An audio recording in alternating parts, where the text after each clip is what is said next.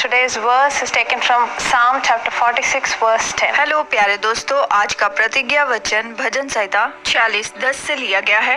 Be still and know that I am God. चुप हो जाओ, जान लो कि मैं ही परमेश्वर हूँ। What a powerful verse. कितना सामर्थी वचन है। The Lord tells us to just be still. प्रभु हमसे कहता है कि बस शांत हो जाओ। In spite of all the confusions in your life, आपके जीवन की सारी उलझनों के बावजूद भी, despite all the things that are going wrong, जो कुछ भी गलत हो रहा है उसके बावजूद भी, in the midst of all your tears, आपके सारे आंसुओं के बीच, the Lord just asks you to be still. प्रभु आपसे कहता है कि बस शांत रहो। Just close your eyes and take a moment to cherish the greatness of God. बस आंखें बंद करें और परमेश्वर की महानता के बारे में सोचते चले जाएं।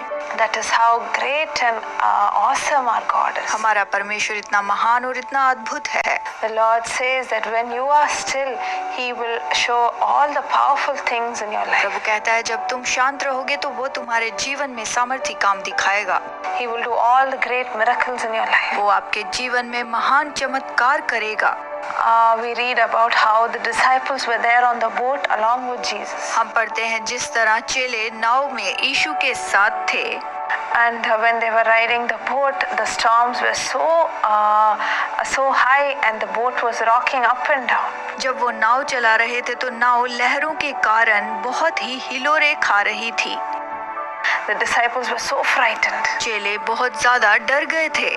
But we see how Jesus was peacefully lying down at the corner of the boat. हम देखते हैं कि यीशु एक कोने में शांत होकर लेटा था। As soon as the disciples called out to Jesus, जैसे चेले यीशु को पुकारने लगे, he got up and he said, "Peace, be still." उसने खड़े होकर कहा कि शांत हो जाओ।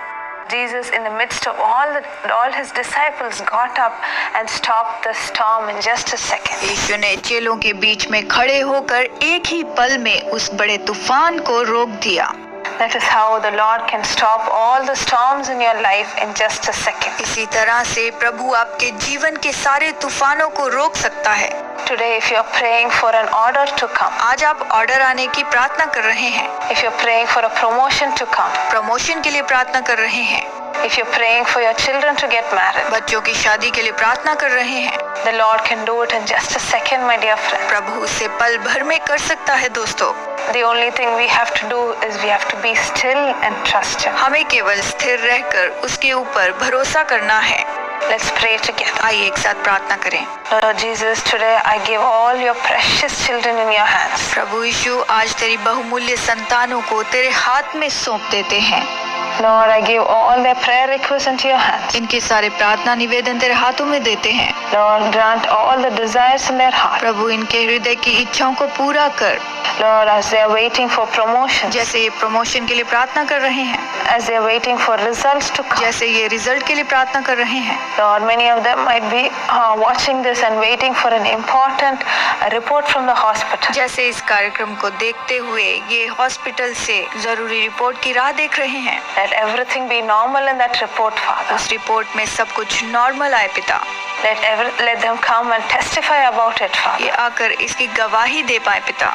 Lord, as they remain still, let your miracle happen in their lives. जैसे ये शांत हैं, तेरा चमत्कार इनके जीवन में हो पाए। Blessings that need to come to them. जिस आशीष की राह ये देख रहे हैं वो इन्हें मिल पाए। Help us to always be still and wait in your presence. मदद कर कि ये शांत रहकर हमेशा तेरी राह देखें। In Jesus' name I pray. Amen. यीशु के नाम में प्रार्थना मांगती हूँ। आमीन। So my dear friends, don't forget to be still and the miracles of God awaits you. दोस्तों, शांत रहना ना भूलें, प्रभु के चमत्कार आपकी राह देख रहे हैं।